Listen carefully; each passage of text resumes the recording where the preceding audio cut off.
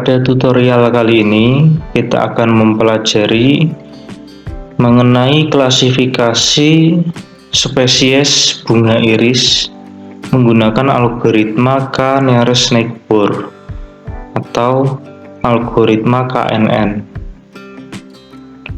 Langkah-langkah pemrogramannya seperti biasa, kita letakkan data yang nantinya akan kita olah pada lokasi direktori kerja MATLAB. Di sini kita gunakan lokasinya yaitu pada C users Asus Documents MATLAB sebagai lokasi direktori kerja untuk pemrograman yang akan kita lakukan nanti. Jadi kita letakkan di sini datanya. Ini merupakan data file Excel yang akan kita olah nanti dengan nama Fisher Iris Dataset. Jadi kalau kita buka datanya terdiri dari dua sheet di sini. Sheet yang pertama itu ada 120 data. 120 data ini nanti akan kita gunakan sebagai data latih dalam tahapan pelatihan. Sedangkan pada sheet 2 di sini ada 30 data yang akan kita gunakan sebagai data uji pada tahapan pengujian, seperti itu. Fisher Iris Dataset itu bisa kita pelajari lebih lanjut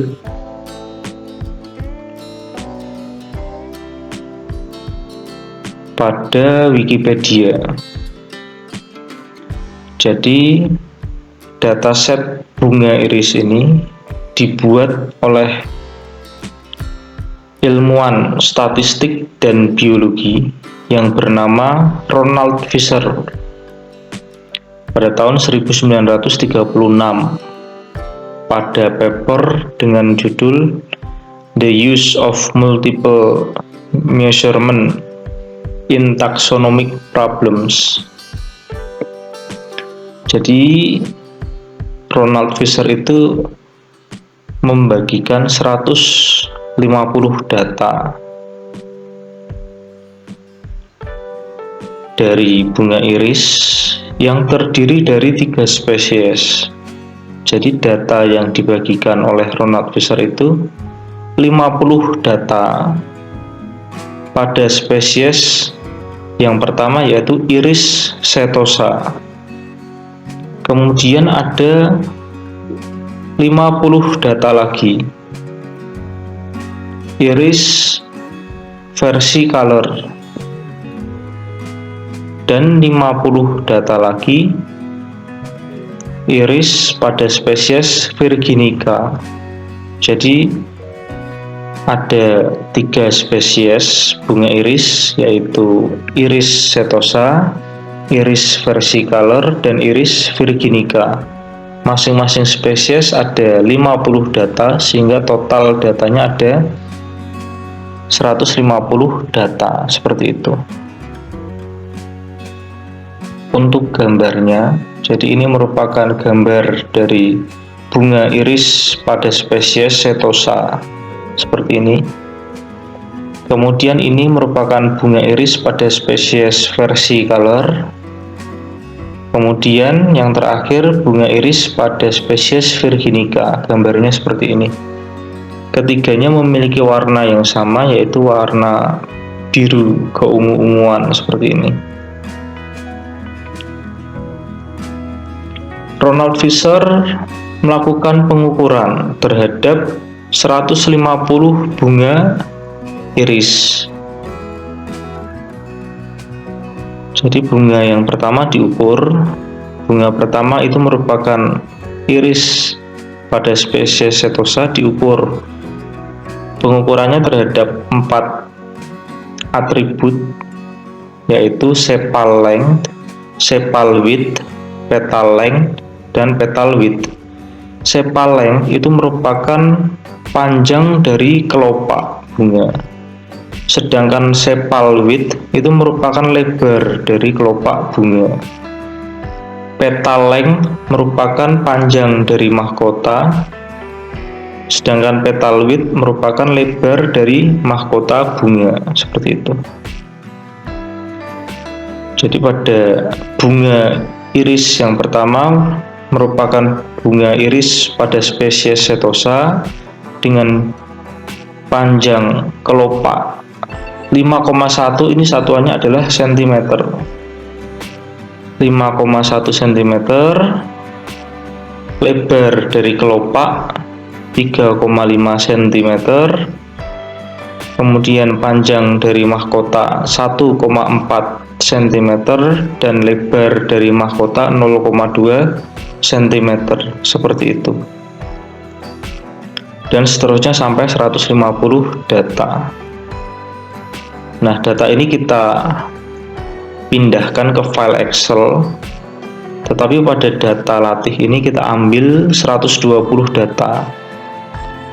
120 itu terdiri dari 40 data merupakan bunga iris pada spesies Setosa, kemudian 40 data bunga iris pada spesies versicolor, kemudian 40 data bunga iris pada spesies virginica. Sedangkan pada data uji kita ambil 30, sisanya yaitu 10 data pada spesies Setosa, 10 data bunga iris pada spesies versicolor, dan 10 data bunga iris pada spesies virginica, seperti itu.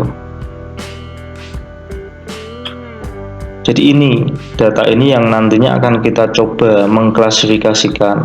Kita coba klasifikasikan menggunakan algoritma KNN, sehingga begitu kita berikan input berupa atribut-atributnya, misalnya sepal length-nya sekian, sepal width-nya sekian, petal length-nya sekian, petal width-nya sekian, maka harapannya algoritma yang kita bangun itu dapat mengklasifikasikan bunga iris tersebut masuk dalam spesies apa, apakah itu Setosa, versicolor, atau virginica, seperti itu.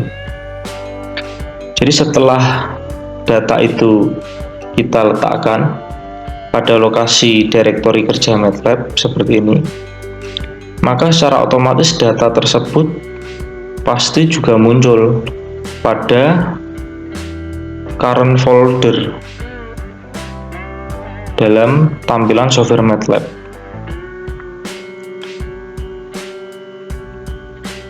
Di mana lokasi direktori kerja MATLAB itu berada.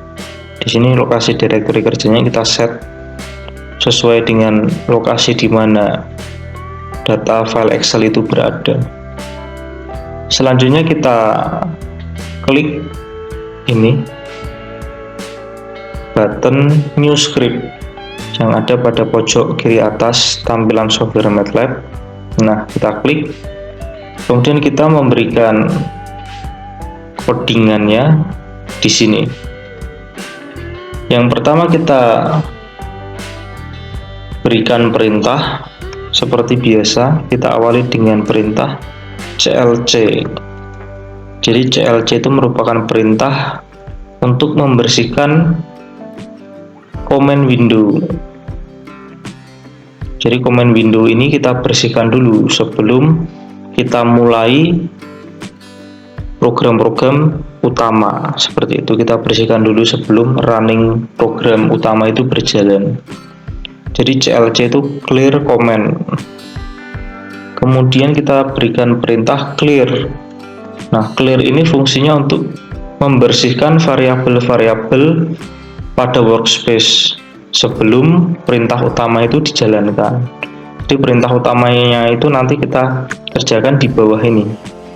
Jadi sebelum kita memberikan perintah utama di sini, nanti kita bersihkan dulu command window, kita bersihkan dulu workspace, kemudian kita tutup figur-figur yang muncul. Jadi figur-figur itu nanti bisa berupa gambar, bisa berupa grafik. Itu kita tutup dulu sebelum mengeksekusi perintah utama, jadi kita tutup seperti itu.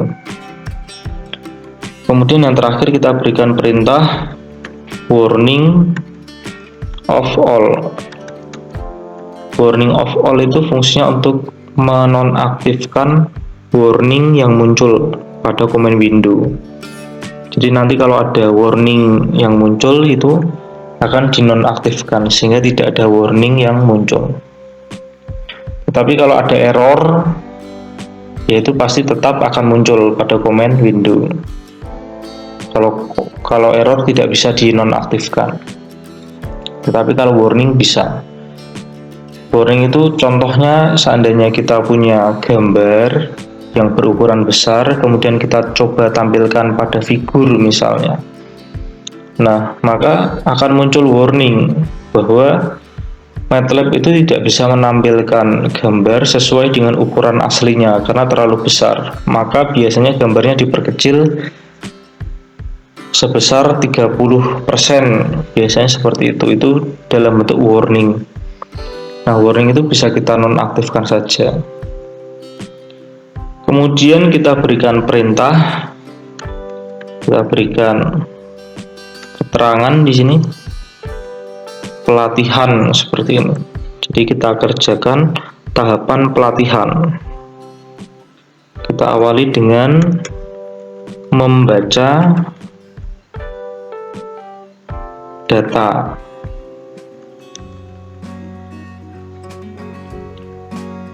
Dari file Excel seperti ini, membaca data dari file Excel. Kita berikan variabel output dengan nama data latih. Kita berikan lagi variabel output yang kedua dengan nama kelas latih. Nanti kita pelajari lebih lanjut. Kemudian function yang digunakan untuk membaca data dari file Excel itu perintahnya adalah XLS read seperti ini. Kemudian input yang diberikan yang pertama adalah nama file Excel yang ingin kita baca, itu harus kita berikan. Nah, nama filenya yaitu ini, Fisher Iris dataset.xlsx. Jadi ekstensinya itu juga kita berikan, kita ketik seperti itu. Kemudian input yang kedua adalah sheet berapa data yang akan kita baca itu. Karena kita kerjakan tahapan pelatihan, maka data yang akan kita baca adalah data latih yang ada pada sheet 1. Jadi ini merupakan data latih. Pada sheet 1 berisi data latih. Jadi kita set di sini sheetnya adalah 1. Kemudian Excel ring. Excel ringnya data yang akan kita baca pada sheet 1 ini itu ada pada D4. Jadi D4 sampai sini. H123. Jadi D4 sampai H123 itu data yang akan kita baca. D4.2 H123 seperti itu penulisannya. Jadi function atau perintah XLSRead ini memerlukan input yang pertama yaitu nama file, kemudian sheet berapa data yang akan kita baca, dan juga Excel ringnya. Excel ringnya itu harus kita set, kita tentukan dari ring berapa saja data itu berada. Di sini ada ring D4 sampai H123 seperti itu. Sedangkan pada variabel output ini kita dapatkan dua variabel. Variabel yang pertama itu nanti kita akan mendapatkan data yang berisi angka-angka atau data numerik seperti itu. Sedangkan pada variabel yang kedua kita akan mendapatkan data yang berupa huruf atau kata seperti itu. Jadi ini kalau kita running, di running pertama kali kita diminta untuk menyimpan script yang sudah kita buat, kita simpan di sini. Misalnya dengan nama klasifikasi KNN seperti itu. Klasifikasi underscore KNN kita simpan. Nah, setelah kita simpan, kita tunggu dulu.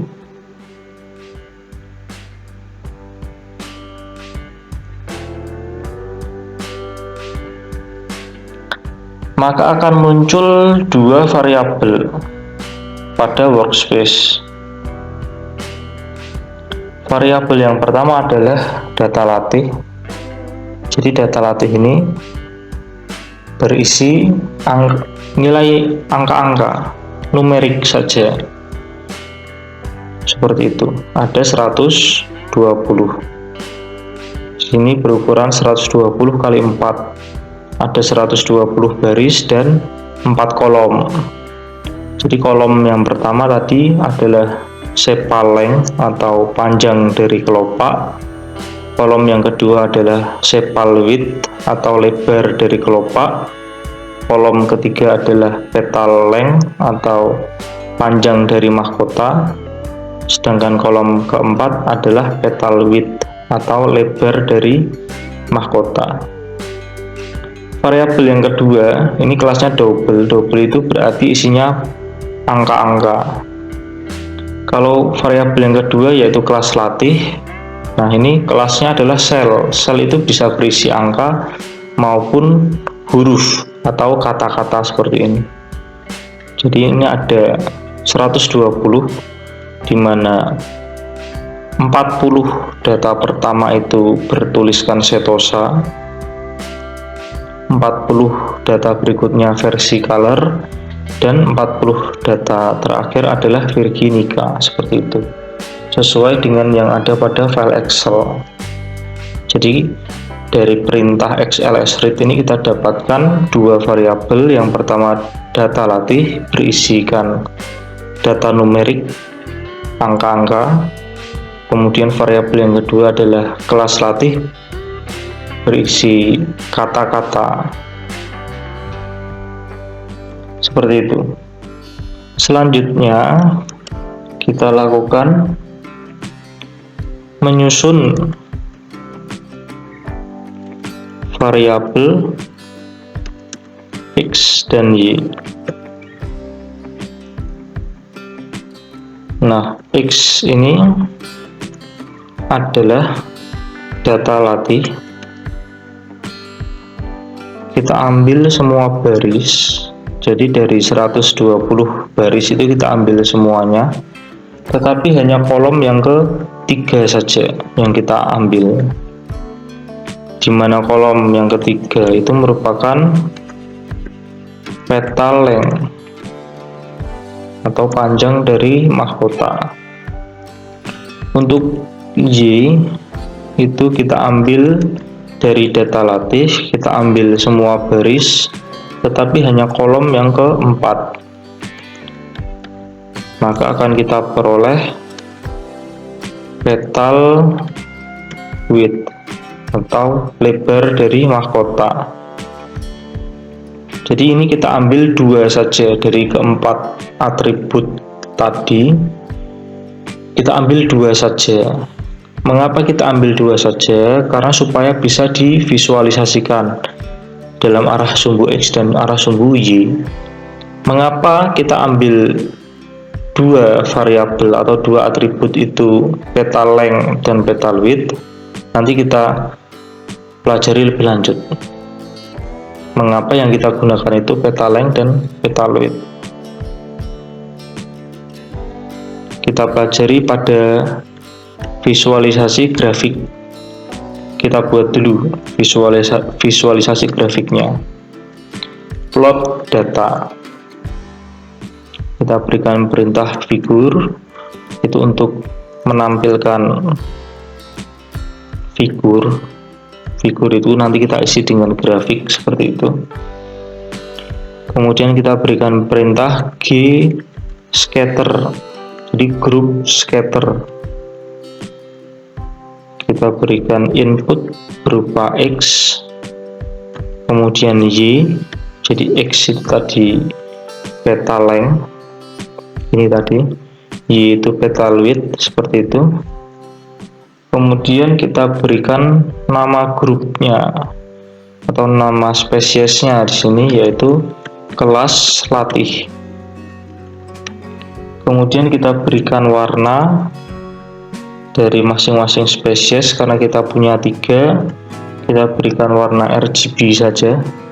Jadi kelas yang pertama kita beri warna merah, kelas yang kedua kita beri warna hijau, dan kelas yang ketiga kita beri warna biru.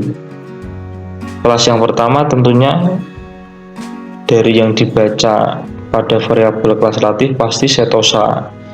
Jadi kelas setosa itu kita berikan warna merah, kelas versi color itu kita berikan warna hijau, dan kelas virginica kita berikan warna biru.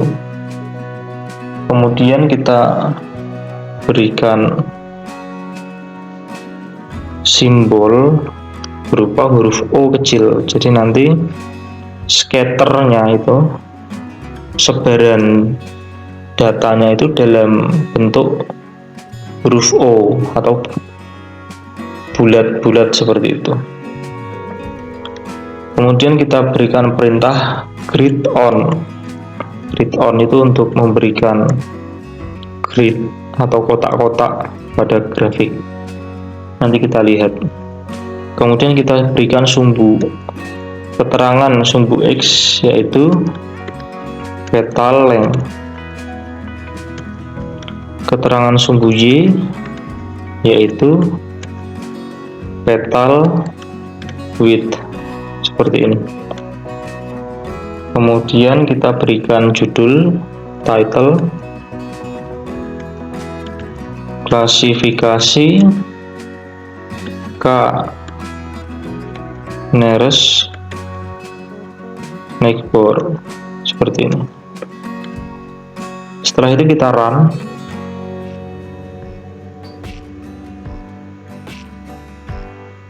Kemudian kita tunggu. Nah, maka akan muncul grafik dari sebaran data latih. Jadi seperti warna yang tadi sudah kita set, merah itu merupakan data bunga iris pada spesies setosa, hijau itu merupakan data bunga iris pada spesies versicolor, dan biru itu merupakan data bunga iris pada spesies virginica, seperti itu. Jadi kalau kita lihat di sini, data yang berwarna merah, data yang berwarna hijau, dan data yang berwarna biru itu memiliki letak yang tidak bertumpuk. Jadi ada jarak di sini. Nah, ini merupakan sebaran data yang bagus.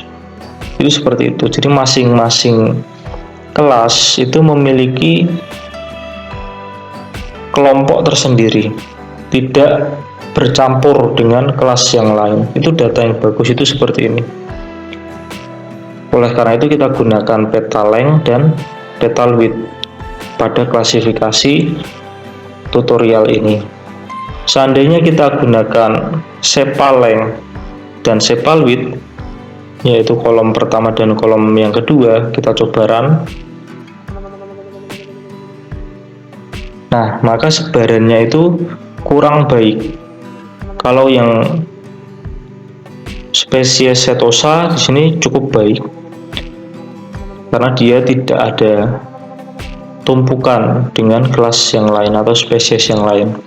Sedangkan pada versicolor dan virginica di sini datanya saling bertumpuk, sehingga nanti akan mempengaruhi akurasi dari klasifikasi. Jadi spesies setosa, versicolor, dan virginica itu kalau dikelompokkan berdasarkan sepal length dan sepal width cukup sulit didapatkan akurasi yang baik, karena datanya itu bertumpuk antara kelas versicolor dan kelas virginica, spesies versicolor dan spesies virginica. Jadi seperti ini, susah untuk dipisahkan. Maka dari itu kita gunakan petal length dan petal width, sehingga sebaran datanya itu lebih baik. Seperti ini. Selanjutnya kita lakukan klasifikasi menggunakan algoritma KNN, K nearest neighbor atau K tetangga terdekat. Kita inisialisasi variabel MDL, itu maksudnya model. Function yang digunakan untuk klasifikasi menggunakan algoritma KNN adalah fit C KNN, seperti ini, dengan input berupa X dan Y yang kita gabungkan seperti ini. Kemudian kita berikan kelas latihnya,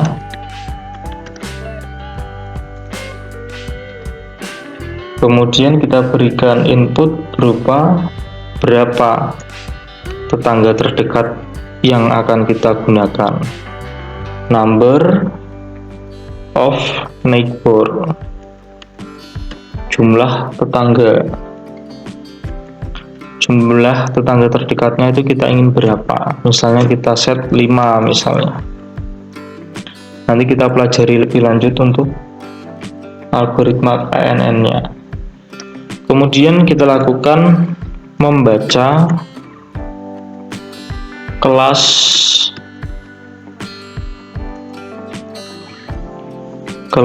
keluaran hasil pelatihan. Perintah yang digunakan adalah hasil latih sama dengan predict. Jadi untuk membaca kelas keluarannya kita gunakan function predict. Input yang pertama itu berupa model KNN-nya, input yang kedua berupa data masukannya, yaitu X dan Y yang sudah kita gabungkan seperti ini. Setelah itu kita coba run.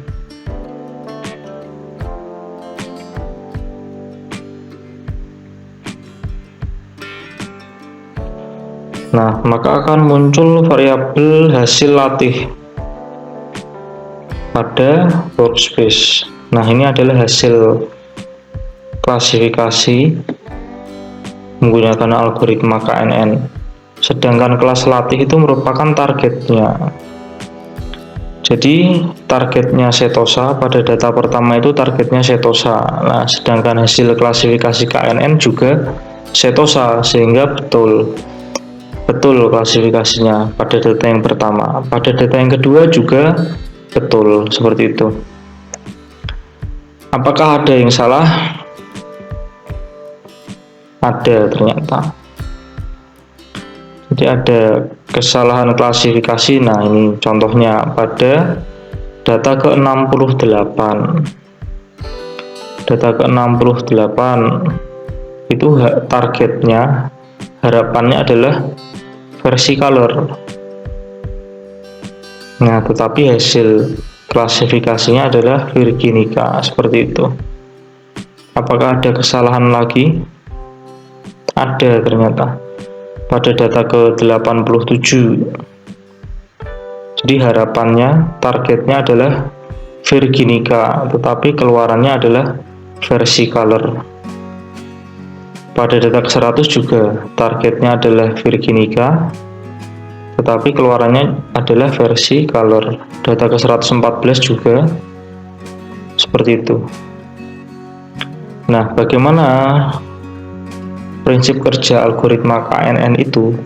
Mengapa bisa menghasilkan klasifikasi yang benar? mengapa juga bisa menghasilkan klasifikasi yang salah.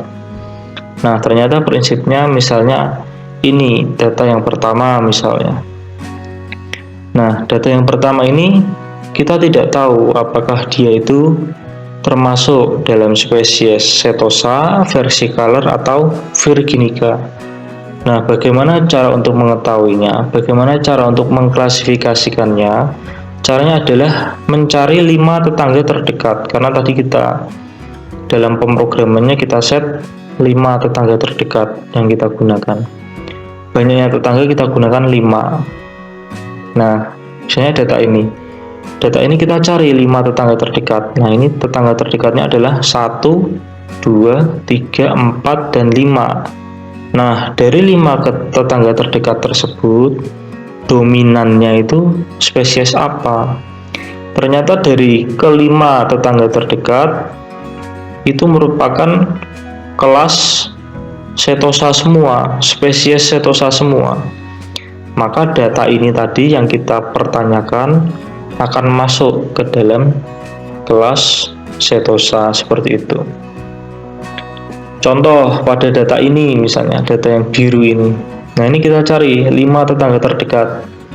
Nah, 5 tetangga terdekat 1, 2, ini juga 3, 4, dan 5 misalnya. 1, 2, 3, 4, 5-nya di sini kayaknya. Nah, dari kelima tetangga terdekat, ternyata 4, 1, 2, 3, 4 itu merupakan spesies versicolor, sedangkan 1 merupakan spesies virginica. Lah, dominannya itu kan versicolor, 4:1. Maka data ini akan diklasifikasi oleh algoritma KNN sebagai kelas versicolor, padahal aslinya adalah virginica, sehingga akan terjadi kesalahan di sini. Seperti itu. Demikian juga data ini yang hijau ini. Ternyata 5 tetangga terdekat itu 3 merupakan warna biru atau virginica, sedangkan 2 itu versicolor. Karena kita gunakan 5 tetangga terdekat, ternyata 3 itu warna biru, 2 warna hijau. Maka dominan yang warna biru. Maka data ini akan dibaca sebagai kelas warna biru, yaitu virginica, padahal ini aslinya versicolor, sehingga terjadi kesalahan seperti itu. Dari 120 data pada data latih yang kita cobakan, yang kita latihkan, maka bisa kita baca akurasinya, berapa jumlah data yang diklasifikasikan secara benar. Itu bisa kita hitung akurasinya. Kita lakukan menghitung akurasi pelatihan. Kita deklarasikan atau kita inisialisasi variabel jumlah data adalah number of element dari hasil latih. Di hasil latihnya ada berapa? Ada 120. Maka banyaknya data ada 120. Jumlah data yang diklasifikasikan secara benar itu kita inisialisasi dulu dengan angka 0. Selanjutnya kita berikan perulangan for, misalnya i sama dengan 1 sampai jumlah data. Kita berikan percabangan if is equal. Jadi jika hasil latih pada urutan ke K, pada urutan ke I itu sama dengan kelas latih pada urutan ke I, maka jumlah benar itu akan kita jumlahkan dengan angka 1, seperti itu. Kita tutup dengan N, kita tutup lagi dengan N, seperti ini. Jadi jika pada urutan KI hasil latih itu sama dengan kelas latih, maka jumlah benar itu kita tambahkan 1. Kalau tidak sama, maka tidak kita jumlahkan 1, seperti itu. Terakhir, kita deklarasikan variabel akurasi pelatihan. Maka kita berikan persamaannya jumlah benar kita bagi dengan jumlah data, tinggal kita kali dengan 100%, seperti itu. Kita coba run, maka diperoleh akurasi pelatihan sebesar 95,8333%.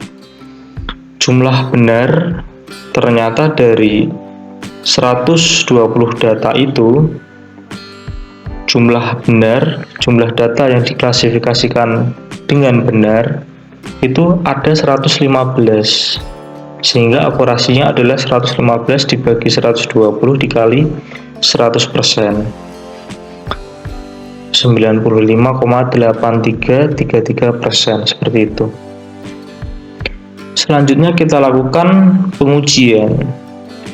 Untuk pengujian caranya hampir mirip. Ini kita copy paste saja.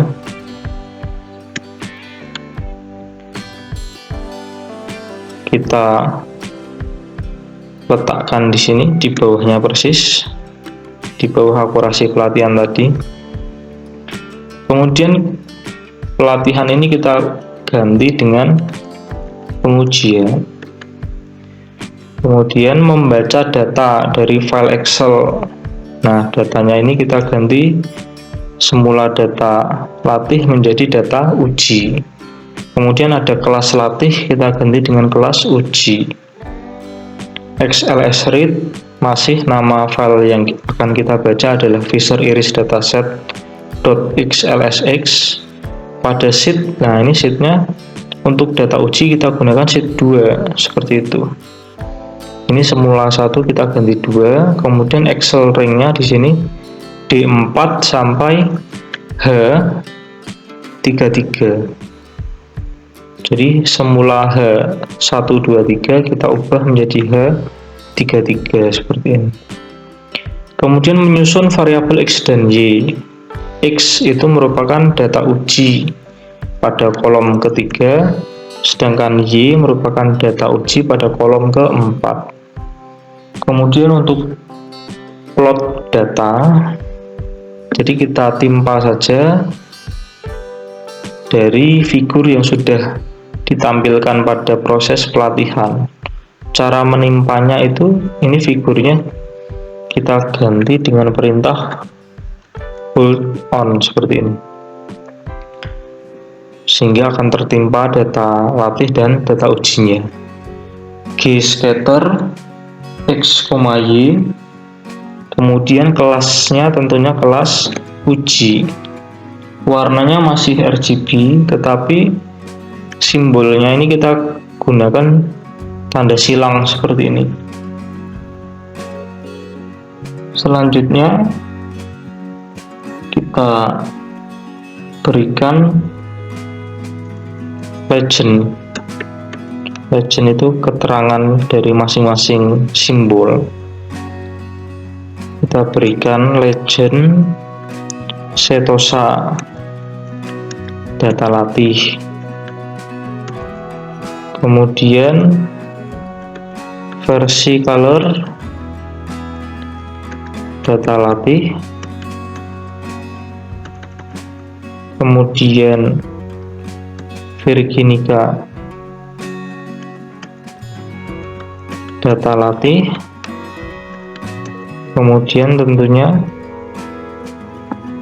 data uji, setosa data uji, versi color data uji, dan Virginica data uji, seperti itu.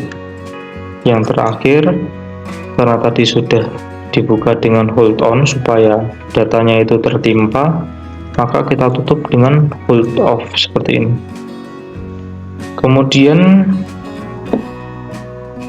kita tidak melakukan ini, membangun model itu tidak kita lakukan pada tahapan pengujian. Jadi pada tahapan pengujian itu kita tinggal membaca kelas keluaran saja, hasil dari pengujian. Nah, model yang kita gunakan itu adalah model hasil dari pelatihan, seperti itu. Tetapi data yang kita masukkan sebagai input adalah data uji. Modelnya masih model pelatihan, seperti itu. Ini berarti hasil uji. Menghitung akurasi pengujian. Jumlah data adalah number of element dari hasil uji. Tentunya ada jumlahnya 30 karena data uji kita punya 30 data. Kemudian masih sama, jumlah benar kita awali dengan angka 0. For i sama dengan 1 sampai jumlah data, jika hasil uji, ini hasil uji pada urutan ke i itu sama dengan kelas uji pada urutan ke i, maka jumlah benar itu kita akumulasikan, kita jumlahkan dengan angka 1. Maka akurasi pengujian yang dihasilkan jumlah benar dibagi jumlah data dikali 100%. Kita running. Nah, maka grafiknya sendiri itu akan ada penambahan simbol di sini, simbol X. Nah, itu yang merah itu merupakan setosa data uji kalau X merah. Jadi kalau ada data uji misalnya X merah di sini, berarti dicari 5 tetangga terdekatnya. Nah, 5 tetangga terdekat itu adalah data latih. Pada pengujian itu seperti itu, 5 tetangga terdekat dari data latih, bukan data uji, karena data uji asumsinya tidak tahu dia itu kelas setosa, versicolor, atau virginica. Nah, data uji yang ini dicari 5 tetangga terdekatnya. Ternyata 5 tetangga terdekatnya ke-5-5-nya berwarna merah atau setosa, spesies setosa. Maka data uji ini masuk ke dalam kelompok setosa. Maka warnanya sekarang merah, seperti itu. Dari 30 data tersebut, ternyata akurasinya 100%. Jadi jumlah benarnya dari 30 data, jumlah benarnya juga 30. Maka akurasi pengujian sebesar 100%. Sedangkan tadi akurasi pelatihannya 95,83333. Jadi seperti itu dalam algoritma KNN, K nearest neighbor atau K tetangga terdekat. Itu kita cari 5 tetangga terdekat karena kita set banyaknya tetangga 5. Kalau banyaknya tetangga kita variasikan, misalnya kita gunakan 3 misalnya, berarti kita cari 3 tetangga terdekat.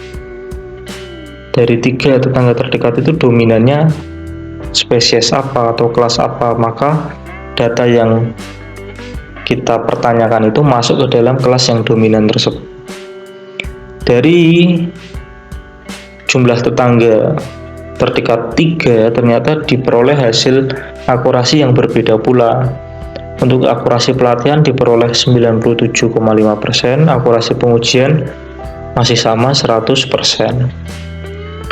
Untuk jumlah tetangga yang lain misalnya 10 misalnya, nah akurasinya juga berbeda, seperti itu. Jadi pada algoritma KNN itu salah satu variabel yang bisa divariasikan adalah banyaknya tetangga terdekat yang akan kita gunakan dalam penentuan kelas klasifikasi, seperti itu. Saya rasa itu untuk tutorial kali ini berupa klasifikasi spesies bunga iris menggunakan algoritma K nearest neighbor. Kita jumpa lagi pada video-video tutorial berikutnya. Mudah-mudahan bermanfaat. Terima kasih.